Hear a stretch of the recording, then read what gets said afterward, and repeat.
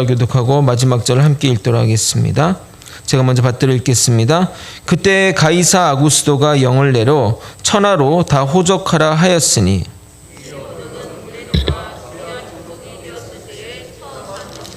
모든 사람이 호적하러 각각 고향으로 돌아가매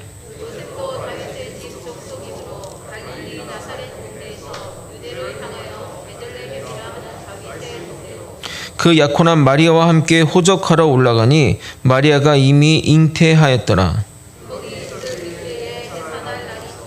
함께 읽겠습니다. 첫 아들을 낳아 강보에 싸서 구유에 누웠으니 이는 여관에 있을 곳이 없음이로라. 아멘.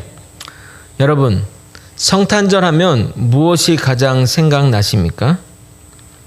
예수님 또는 크리스마스 추리 이런 것들이 생각날 것입니다. 이 질문을 초등학교 학생들에게 물어봤다고 합니다. 크리스마스 하면 가장 먼저 떠오른 것이 무엇이냐는 이 질문에 1위로 산타크로스를 얘기했고 2위로 크리스마스 선물을 얘기했고 3위로 크리스마스 추리를 이야기했다고 합니다. 물론 교회 다니는 친구가 아닌 일반 초등학교 학생들을 대상으로 질문한 것일 것입니다. 오늘은 예수님을 탄생하는 기념일인데 정작 주인공인 예수님은 어디에도 환영받지 못하는 것이 아닌가라는 생각이 듭니다. 오늘 읽을 본문은 예수님의 탄생에 대한 기사입니다. 예수님의 탄생의 모습을 여러분이 상상하면 보통 마음이 따뜻해지고 흐뭇해지는 게 당연합니다. 그런 의미에서 오늘 저의 설교는 여러분의 동심을 파괴하는 설교가 될 것 같습니다.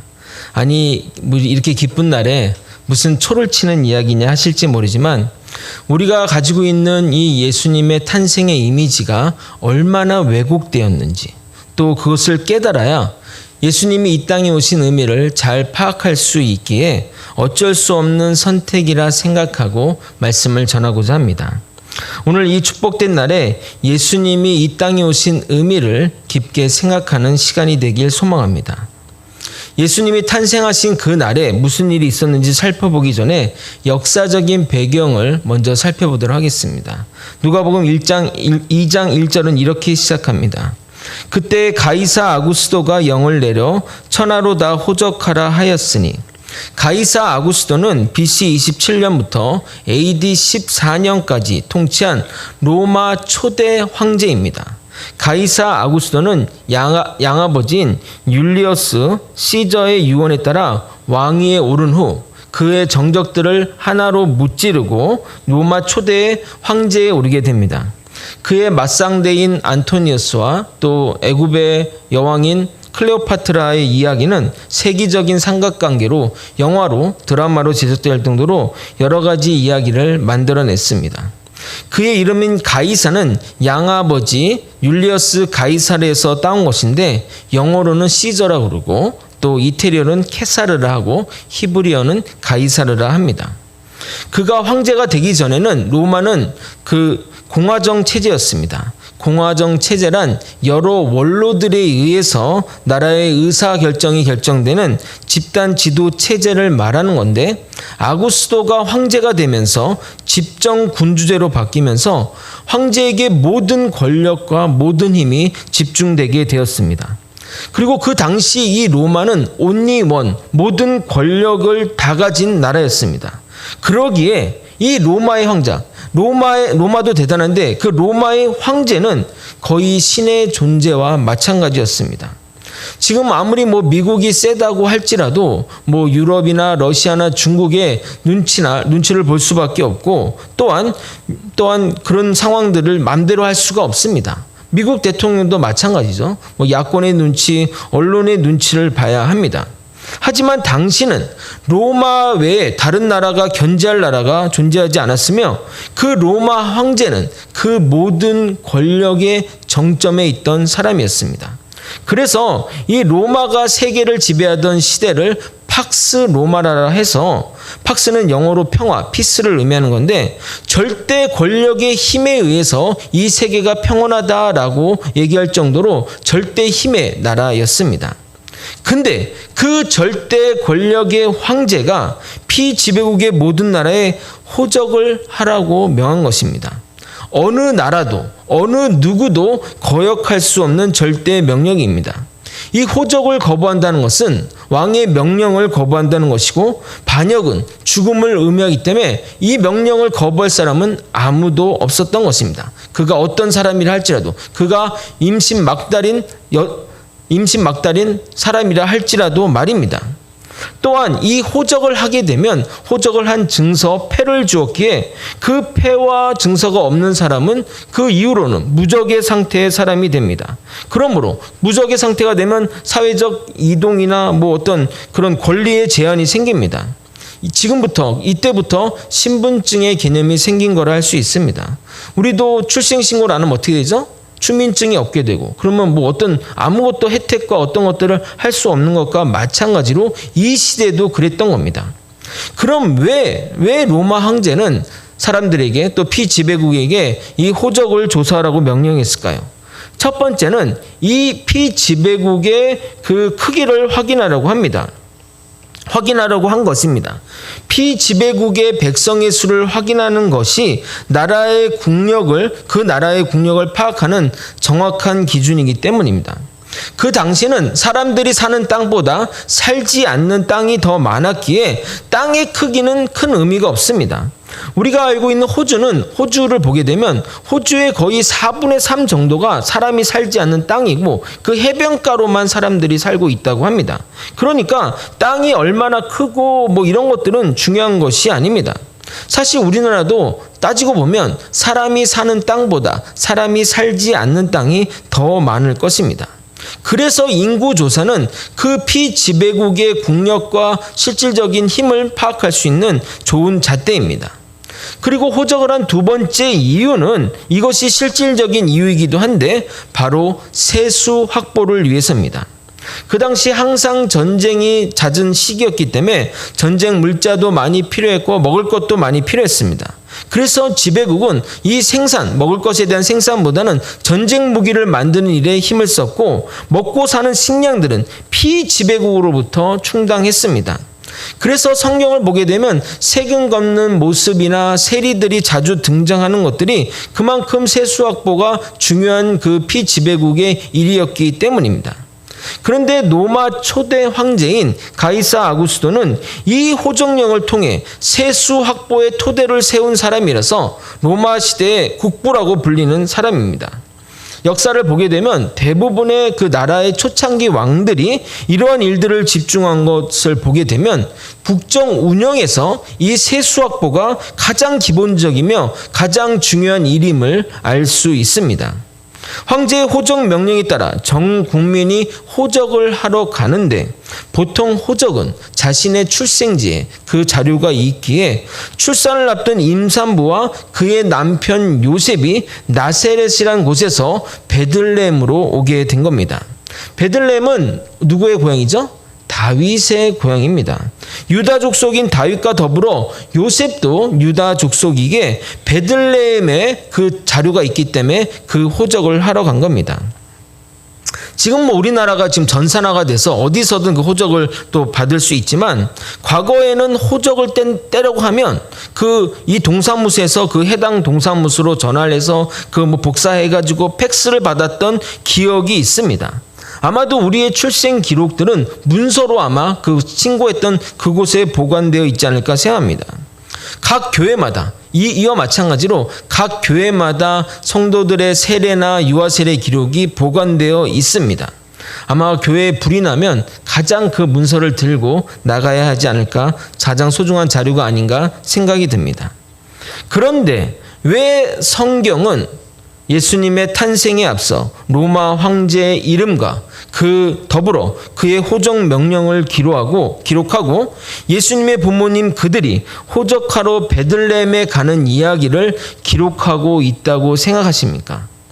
여기에는 하나님의 놀라운 예언이 담겨 있습니다. 다 같이 성경을 찾아보기 전에 구약의 선지자 중에 하나인 미가에 대해서 말씀드리도록 하겠습니다. 미가 선지자는 BC 8세기에 활동한 선지자로서 이사야 선지자와 활동 무대와 시간이 겹치는 선지자입니다. 그 시기는 북이스라엘의 멸망을 얼마 남지 않은 상황에 이 선지서가 쓰여졌는데, 그는 나라가 멸망되는 가장 절망적인 순간에 가장 희망적인 메시지를 전한 자라 할 수 있습니다. 지금은 우리나라가 이렇게 멸망하지만 실망하지 말라. 영원한 하나님의 나라가 세워질 것을 예언한 것입니다. 그러면 미가서를 한번 살펴보도록 하겠습니다. 미가서 5장 2절에서 4절까지입니다.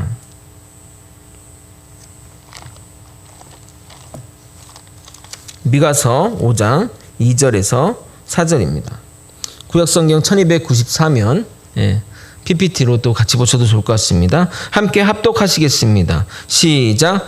베들레헴 에브라다야, 너는 유다 족속 중에 작을지라도 이스라엘 다스릴 자가 내게서 내게로 나올 것이라. 그의 근본은 상고에 영원에 있느니라.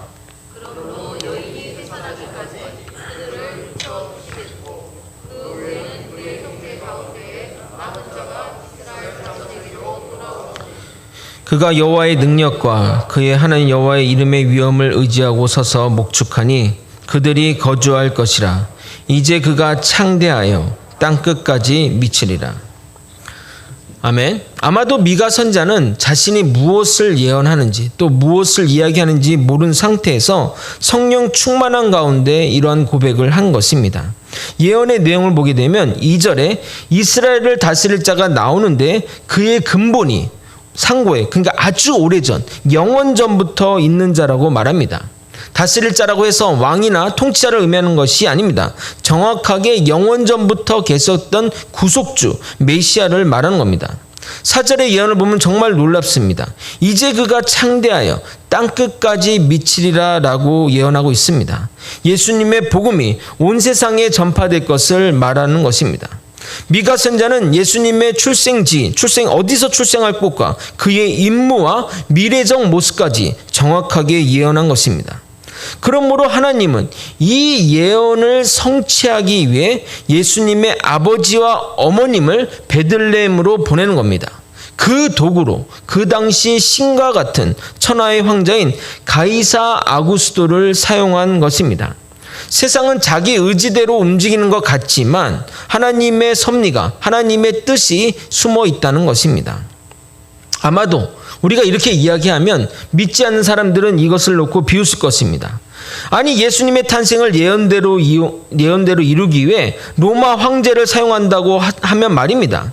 물론 로마 황제의 의도는 세수 확보이었지만 하나님의 의도는 그것을 통해 하나님의 언약의 성취를 이루어 나가는 겁니다. 그러기에 우리는 하나님을 이 세상의 주관자라고 말하는 것입니다. 세상의 권력의 정점인 로마 황제도 하나님의 온전한 도구일 뿐입니다. 그가 누구이며 그가 뭘 했고 그가 얼마나 위대하고 얼마나 높은 업적이나 위대한 업적을 남겼는지는 성경은 관심이 없습니다. 단지 약속된 예언의 성취의 도구일 뿐입니다. 제가 현대적 상황으로 좀 쉽게 예를 들어 한번 만들어 보았습니다. 미국의 대통령 바이든이 중국과의 통상 마찰을 인해 관세를 올리자 중국에 있던 사업가, 중국에서 일하던 한국의 사업가가 파산하여 한국으로 돌아왔고, 그래서 만삭인 아내와 고향으로 낙항하여 경상북도 문경군 영순면 율곡리, 참고로 제 부모님 고향입니다. 거기서 자녀를 출산했는데 자녀의 이름이 예수다. 그 자가 하나님 나라에 크게 쓰임받을 사람이라면 이 사람을 위해서, 이 사람의 출생을 위해 바이든을 세웠고, 그리고 중국과 통상 마찰을 일으켰으며 그것으로 인해 그의 아버지의 사업이 부도난 것이고 고향으로 오게 하신 거라 할 수 있다는 겁니다. 그러기에 우리에게 일어나는 모든 일은 결코 우연은 없습니다. 우리가 이것을 깨닫게 된다면, 여러분이 정말 이것을 깨닫게 된다면 우리는 신앙의 다음 단계로 넘어가게 됩니다. 여러분이 왜 대한민국에 태어났고 지금 왜 거제도에 살고 있으며 왜 지금 거제 소망교회에서 신앙생활을 하게 되는지를 깨닫게 될 것이라는 말입니다. 그러므로 우리에게 결코 우연은 하나도 없습니다. 이런 영적인 감각, 영적인 시야가 필요합니다. 제가 왜 이런 이야기를 하고 이런 설교를 하고 이런 성탄절에 이렇게 목소리 높여 설교하는지도 누군가 이 설교가 필요한 사람이 있고 이 설교가 어떤 일에 쓰임받을지 아무도 모른다는 겁니다. 그러므로 우리는 각자 자신의 주어진 일들을 최선을 다해 주님의 뜻을 실천하면 되는 겁니다. 이 성경 구절을 여러분 밑줄을 그어 놓으시고 평생 잊지 마시길 바랍니다. 잠언 16장 9절입니다. 제가 읽어도록 하겠습니다. 사람이 마음으로 자기의 길을 계획할지라도 그의 걸음을 인도하시는 이는 여호와시니라. 아멘. 구약 성경 곳곳에는 이처럼 오실 예수님에 대한 예언들이 세세하게 기록되어 있습니다. 이런 사실을 통해 예수님이 하나님의 아들이자 우리의 구세주임을 알 수 있는 것입니다. 혹자들이 말하듯이 갑자기 툭 튀어나온 인물이 사후의 제자들이 모여서 메시아로 만든 것이 지금의 기독교가 된 것이 아니란 말입니다. 이런 생각이 하시는 분이 있을지 모릅니다. 그 당시 사람들한테 구약 성경을 다 알려진 내용이고 이런 예언들도 다 알고 있는 내용이니까 자신의 자녀를 메시아로 만들기 위해 요셉과 마리아가 베들레헴으로 이동하여 일명 원정 출산한 것이 아니냐라고 생각할 수 있습니다. 그렇게 생각하는 사람도 있더라고요. 이거는 매우 합리적인 의심이라 생각됩니다. 이런 의문을 가지는 것은 절대 불경한 생각이 아닙니다.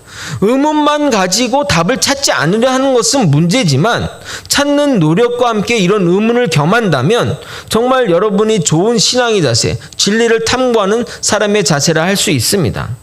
여러분 지도를 보시게 되면 나사렛에서 베들레헴까지는 직선거리로 140km가 넘습니다.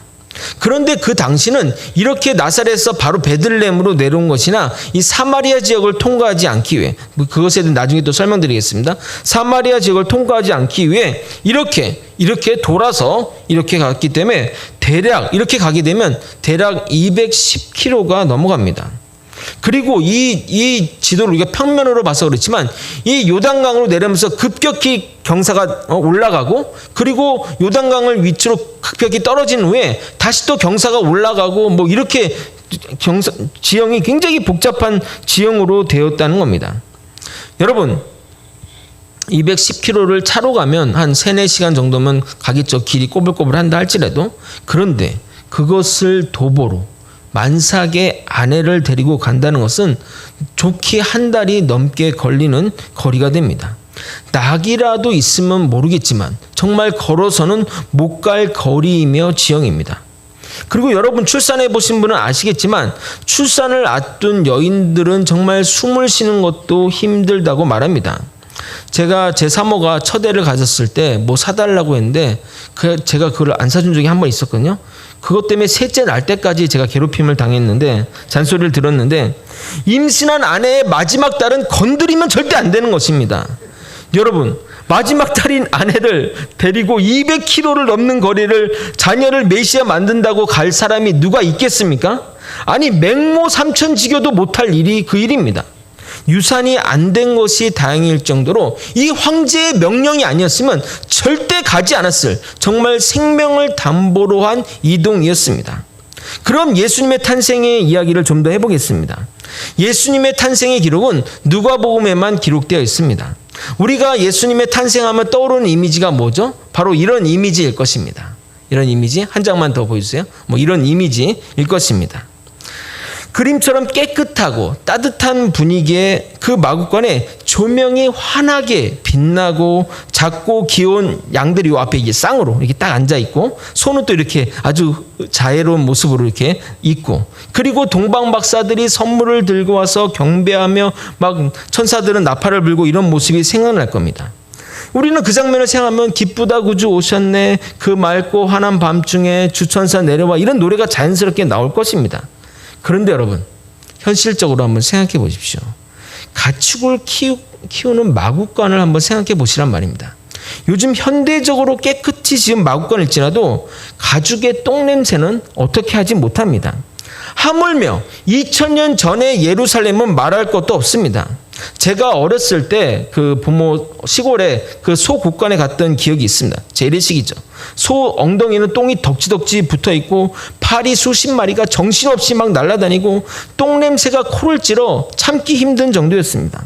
소 먹이로 잘라놓은 볏집에는 소똥과 더러운 것이 함께 섞여 들었는데 그것을 보고 정말 사랑했던 소고기를 한동안 못 먹었습니다. 아직도 그 지저분한 소국관을 생각하면 입맛이 사라집니다. 그런데 그 당시에 이런 깨끗한 마국관이 존재하겠습니까? 그리고 여러분 조명이 어디 있습니까? 저 장면에 조명을 끄면 칠흑 같은 정말 눈 깜깜한 밤 시골 마국관에 바로 1m도 안 보이는 정말 그런 곳에서 출산이 일어나고 있습니다. 아마 달빛이었으면 그것이 광원이었겠죠. 거기다가 성경 어디에도 애를 낳는데 도움을 주었다는 사람이 있다고 기록되어 있지 않습니다. 뭐 여관에 무슨 출산 그게 있겠습니까? 그렇다고 한다면 누가 애를 받았을까요? 요셉이 받았다는 이야기입니다. 요셉의 정확한 나이는 알 수 없지만 당시 좋은 문화에 비춰볼 때 많아야 20대 초반에 지나지 않을 것입니다. 아마 요셉은 어디서 애가 나오는지도 모를 것입니다. 당연히 자충우돌 하면서 애를 낳는데 산모가 죽지 않은 것이 감사한 상황입니다. 그리고 정말 죄송한 말씀이지만 그 애를 출산한 장면은 결코 아름답거나 낭만적이지 않습니다. 제가 첫째 날 때 갔는데 정말 사투에 가까운 상황이었습니다. 그런데 아이를 일절 받아본 적이 없는 남성이 아기를 받겠다는 것은 산모뿐만 아니라 아기마저 위험한 상황이 될 수 있는 것입니다. 마치 운전 경험이 없는 아이에게 트럭 운전을 모는 것과 똑같습니다. 당연히 애를 낳아본 경험이 처음인 마리아도 헤맸을 것이고 요셉은 더할 나위 없이 혼란스러울 것입니다. 아마도 둘 다 정말 기진맥진한 상태에서 아기를 낳았을 것입니다. 그 증거가 바로 이것입니다. 아이를 낳고 강보에 쌓아서 구유에 누였다고 말합니다. 여러분 아이가 나올 때 되면 그 면역이 되게 좀 약한 상태잖아요. 그러니까 그 아기를 이제 깨끗한 상태에서 물로 씻고 이렇게 안고 있어야 되는데 아기를 들 힘조차 없었기 때문에 그 더러운 말구유에 놓였다는 겁니다. 당연히 산모와 요셉이 안고 있는 게 당연한데 말입니다. 마치 이것은 땅바닥에 누인 것과 다를 바가 없습니다. 그 더러운 말구유에 누인다는 것은 아기를 들조차 힘이 없다는 것을 의미합니다. 그리고 우리가 아는 그 말구유의 이미지는 거의 요람에 가까운 모습인데 그런 모습을 상상해서는 안 됩니다. 더러운 오물이 덕지덕지 남아있는 구유에 가까울 것입니다. 그걸로 끝이 아닙니다. 예수님이 탄생하자마자 헤롯의 살해 위협에 애굽으로 도망가셔야 했습니다. 마리아는 제대로 된 산후조리도 하지 못하고 허겁지겁 애를 안고 도망가야 했습니다. 그런데 이것이 우리 인간이 우리를 위해 예수님에 대한 행동인 것입니다. 첫 모습이 이렇다는 겁니다. 예수님은 우리에게 그렇게 오셨습니다. 가장 비참한 모습으로 이 땅에 오셨다는 겁니다. 그러나 카톨릭을 중심으로 예수님의 탐생을 아름답게 만들어 거의 상품화하다시피 했습니다.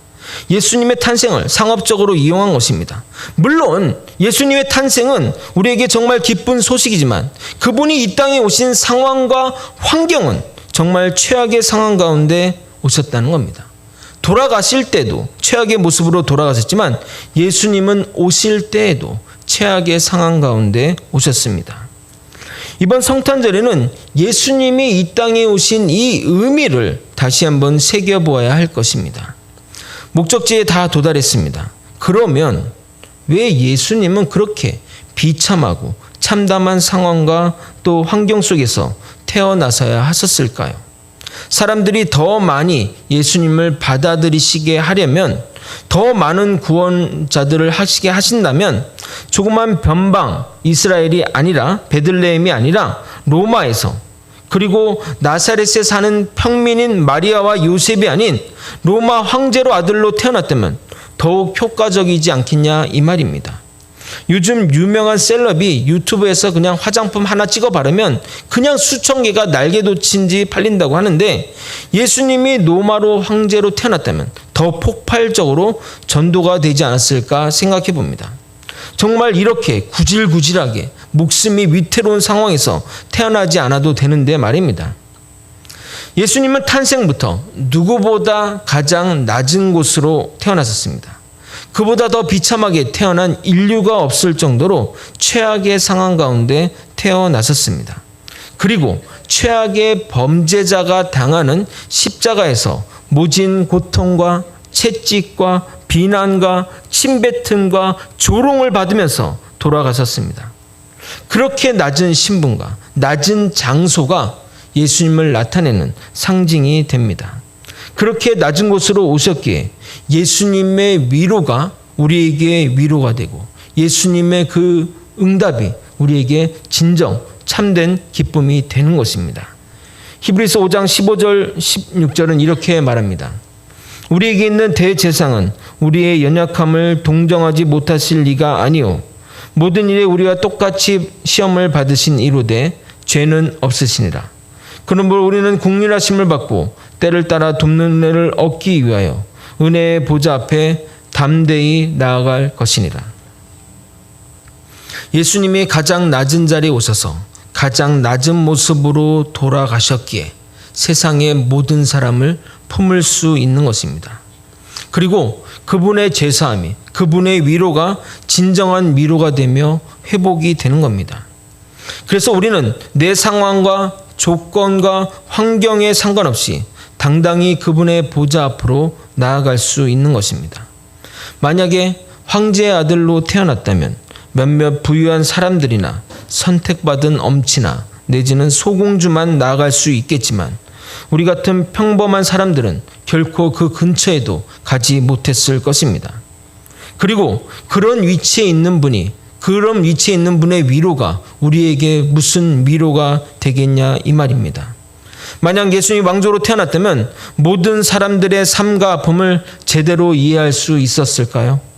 파리 대혁명 때 민중들이 빵을 달라고 데모하며 외치자 그때 루이 16세 철부지 아내 마리 앙뚜아네트는 이렇게 말했다고 합니다.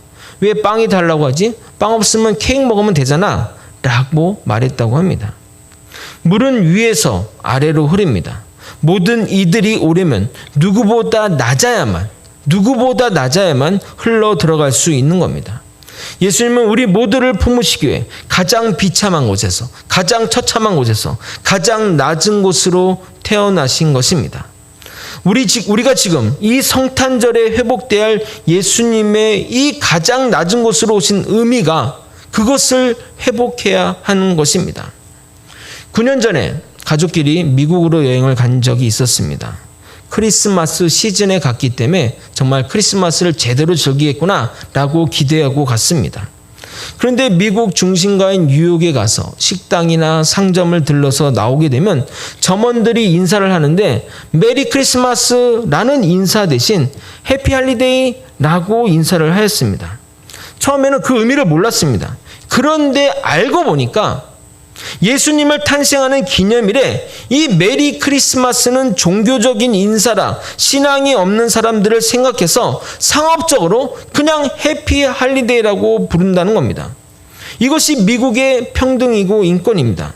저는 장담컨대 이 문화도 얼마 안 있어 한국에 수입되어 메리 크리스마스 대신 해피 할리데이라고 부를 날이 멀지 않을 것을 예상합니다.